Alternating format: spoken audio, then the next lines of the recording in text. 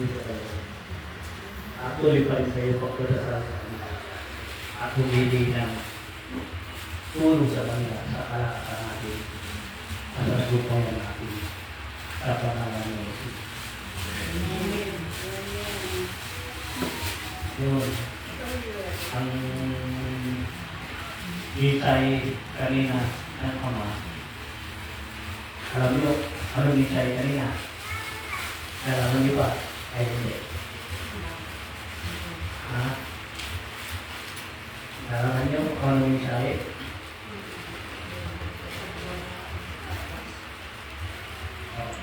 Yung pagkukumbawa sa bawat isa at paano yung mga bata ituro ang mga kanilang kinabukasan.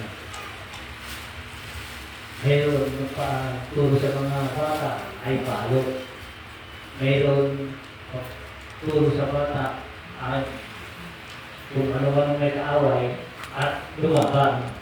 Di ba karamihan din yan ano? Huwag kayo magpatalo kung may gagalaw sa inyo. Ipag-labat niyo sa sarili ninyo. May mga gulang ganyan. Kung mayroon din mga gulang, kung ano man ang ginawa sa inyo, ipadus nyo na lang. Kanya-kanya tayo binigyan ng araw ng bawat sa mga magulang natin. Mayroon ang sabi niya, huwag ka nang gumampi. Padus mo na lang, Diyos ng bahala sa kanila. Kasi kung dati, tulong mo sa sarili mo, karal-kariyan, kayamanan ng mga magulang nyo, binigay sa iyo. Amen. Diba? Karamihan din yan, ano? Minsan, ang pagturo sa mga bata ay palo. Minsan, ay galit, sigaw.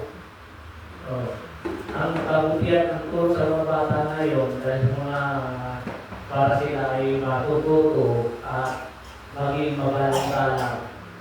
Kausapin sila ng mabuti, pagkaitaan nila ng mga anak ninyo, turuan ninyo, huwag niyo sanay sa pag-aaway, sa pagmumura, alisin ninyo, dahil yan ayaw na gusto ng Diyos. Okay? Dahil ang gusto ng Diyos ay pag-ibig. Kung sa gulo natin, ang mundo natin, hindi natin maraming mga bata na di magulo lang ngayon. Bata na mismo, nagbubuli lang na sa mga eskwelahan at sa mga bagay dahil ang karamihan hindi tinuro ang mga magulang sa kanila. Mayroon din mga magulang tinuturuan ng mga anak para magandang asal. Kanya-kanya kasi turo dito sa mundo natin sa mga magulang. May magulang matapang, may magulang mabait, may magulang din. Marunong magbaba, may magulang din. Maka Diyos. Lahat nandito sa lupa. Ang gusto lang ng Diyos ay pag-ibig ng bawat isa sa ating lahat. Ang tunay na kaligtasan ng kagusto ng Diyos, lagi na tayo magbaba, makikibagay, makikisama. Ipakikita natin ang tunay natin anyo para sa kabutihan ng lahat. Okay. Ano bang anyo na makakabuti sa lahat? Alamin niyo yun. Yung gawain yung mga gawain yung mga mabuti papakita sa kapwa ninyo. Yan din ang sabi ng Diyos. Lahat ng sinuman ang kumapit sa ating pangalan, kahit ano nasyon kayo, ano region kayo, para si Jesus ang dala ninyo, dapat kayo ay magkakaisa. Iisa ang Diyos talaligtan natin. Iisa ang Diyos tinatawag natin. Iisa ang Diyos ang pagsusubungan natin. Siya ay si Jesus. Busog na lahat yan. Bumisakit tayo, Lord. Jesus, balikbakan niyo po ako, pagaligin niyo po ako.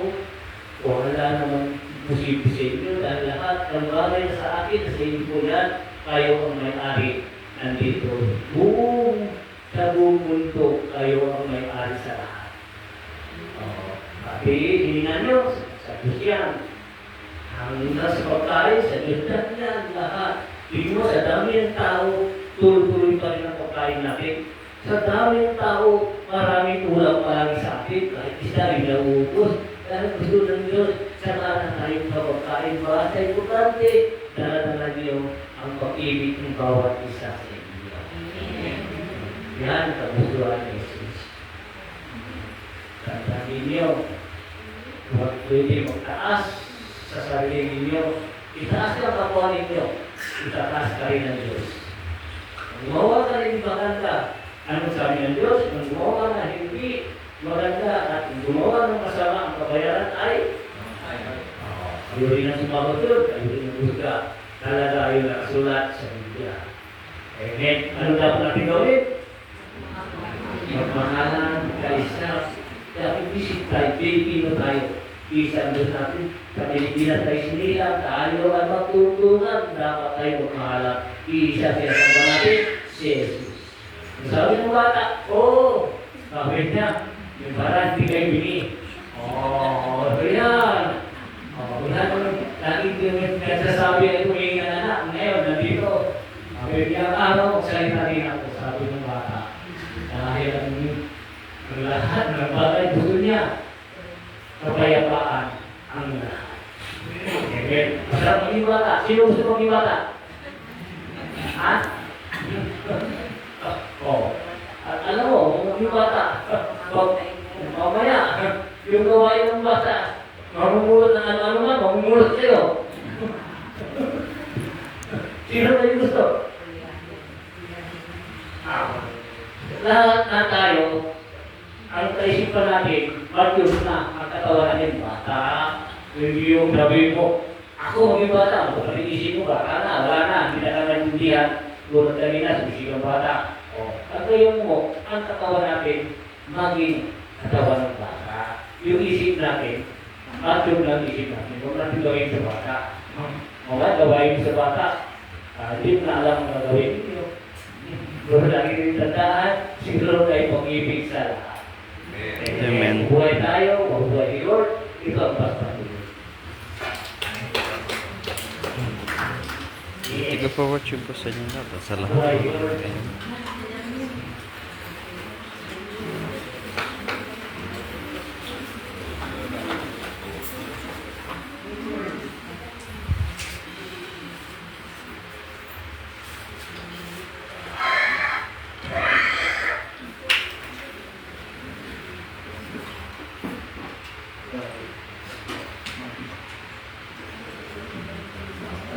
Ayan.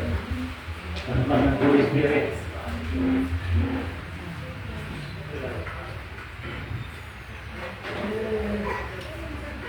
Balik tayo.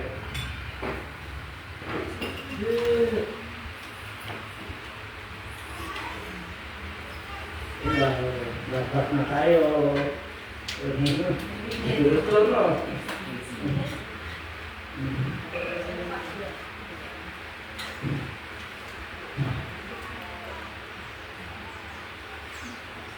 Ito ang nagpaspas sa inyo, yung sa huli. Yung sa tutulungan, ginagawa sa akin ng Holy Spirit ng kapatid. Dahil lahat ng bagay ito, ang simbolo ko dito, simbolo ng Diyos.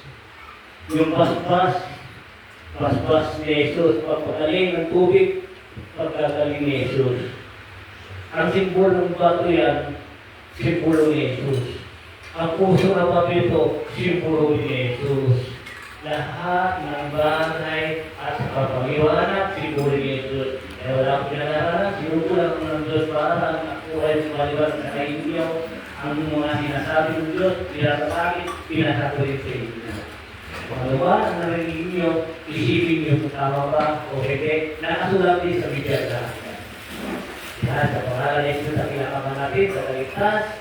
Maraming salamat sa inyong lahat. Maraming salamat din sa Diyos. Kung hindi dahil sa Kanya, walang misay. Amen. Mabuhay tayo lahat. Mabuhay si Jesus at mabuhay din tayo lahat. Amen. Okay, thank you for watching. God bless po sa inyong lahat sa lahat po ng Marianas. Tayo po ay mag-inlet na. Thank you po. God bless po muli. Yan sa inyong lahat sa lahat ng nanonood. Yan ang ating live.